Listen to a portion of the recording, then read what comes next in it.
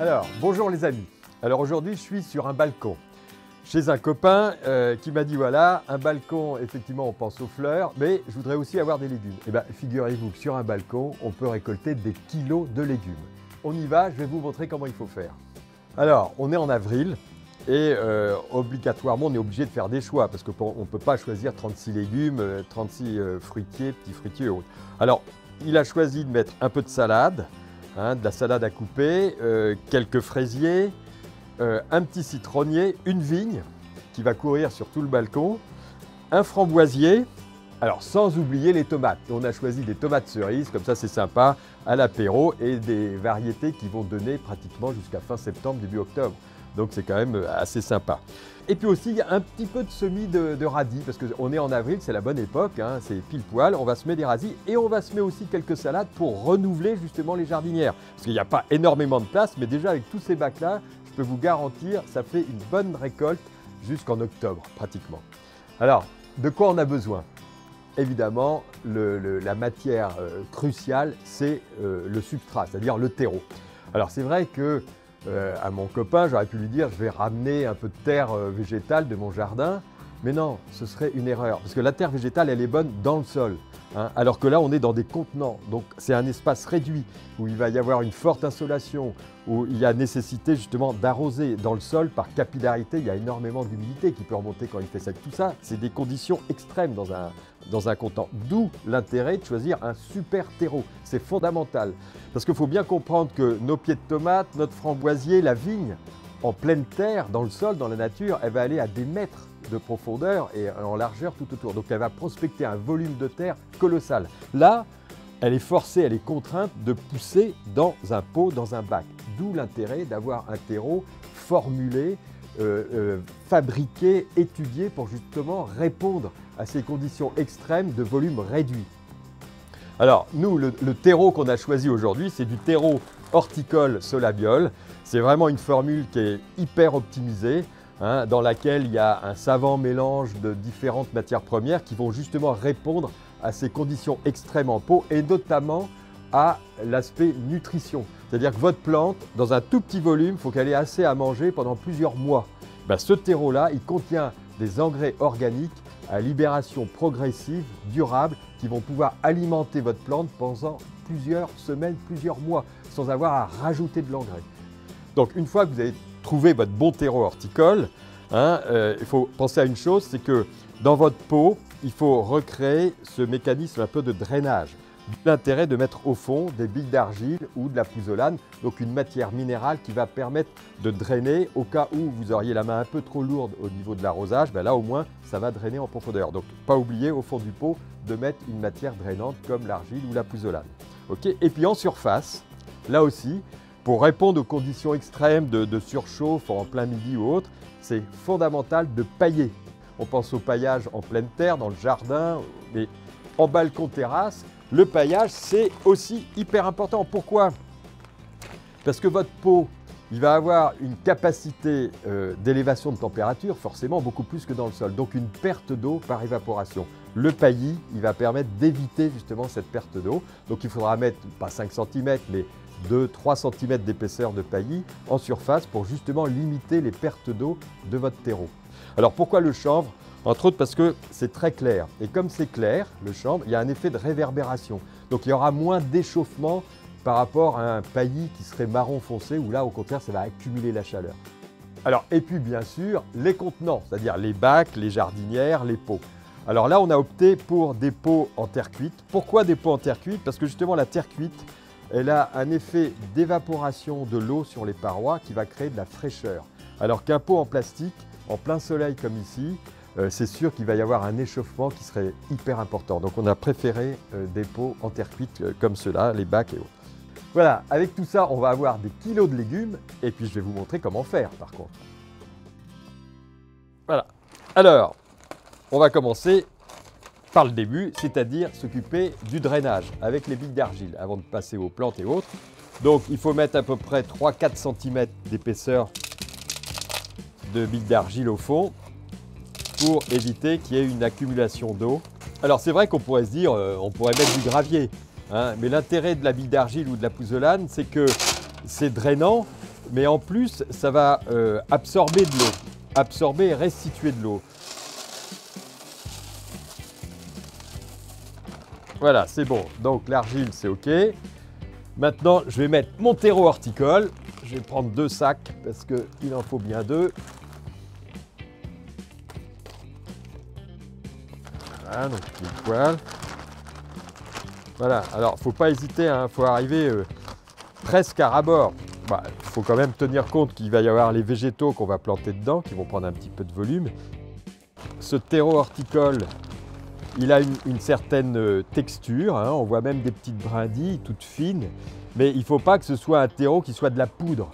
Hein, souvent on se dit ah le terreau est bon parce qu'il est très fin. Non, pour un terreau horticole, il faut qu'il y ait quand même de la texture, il faut qu'il ait de la structure pour que l'air circule.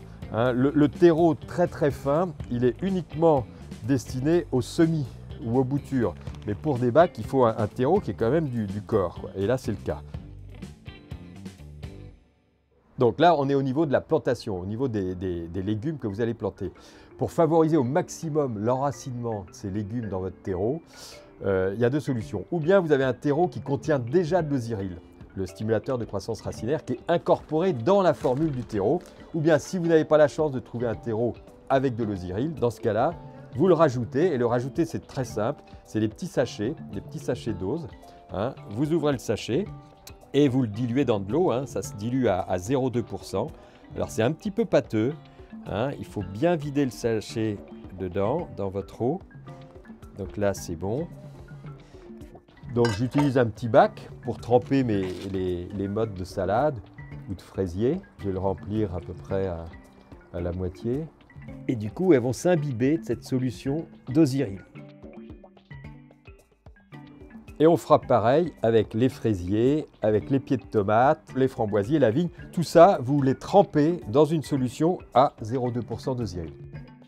Donc maintenant, ça y est, on plante, on peut planter. Alors, on va commencer par les tomates. Alors, on a choisi cette jardinière-là pour les tomates parce qu'elle est un peu sur le côté par rapport au balcon. Parce qu'il faut savoir que c'est des tomates cerises. Elles vont pousser, on va mettre des tuteurs hein, quand elles commenceront à grandir, mais ça peut monter jusque-là, même un peu plus haut. Donc il faut aussi penser à la vue. Ici, il y a une magnifique vue hein, sur les pins, sur un beau chêne ici.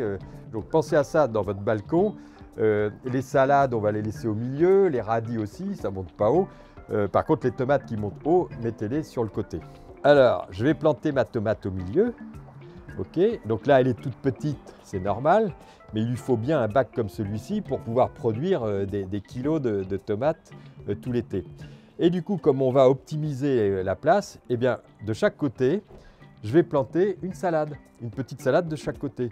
Donc, quand le pied de tomate va commencer à grandir et prendre un peu de place et avoir besoin de plus de place, eh bien, je pourrai couper mes salades et du coup, la tomate occupera tout le bac.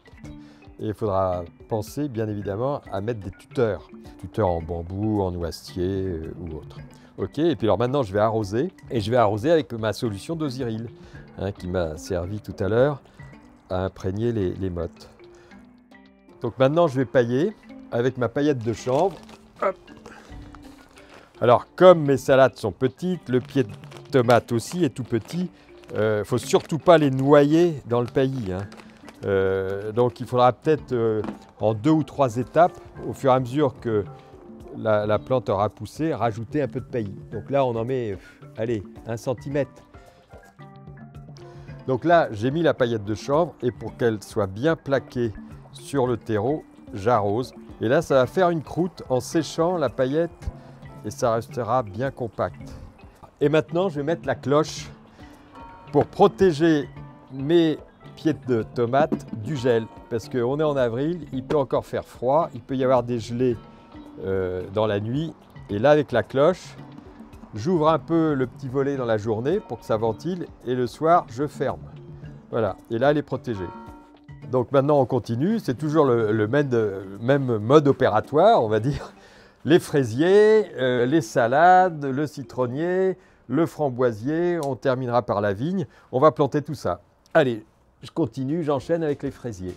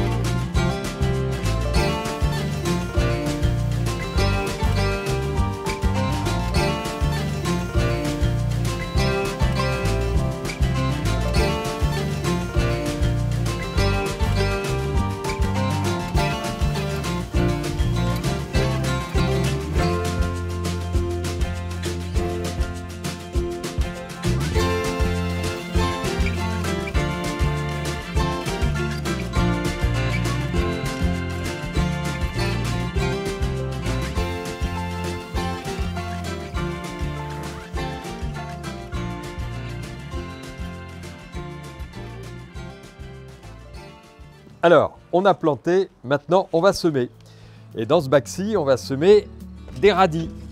Alors bien sûr, il n'y a pas une grande surface, hein, donc on ne va surtout pas utiliser tout le sachet. Voilà. Et je vais les recouvrir d'une toute fine pellicule d'un terreau bien fin. Voilà, donc on ne les voit plus. Là, je tasse. Alors on peut arroser avec une solution d'osirine, hein, ça va booster encore la germination des graines, ou tout simplement comme ça, alors très délicatement. Hein.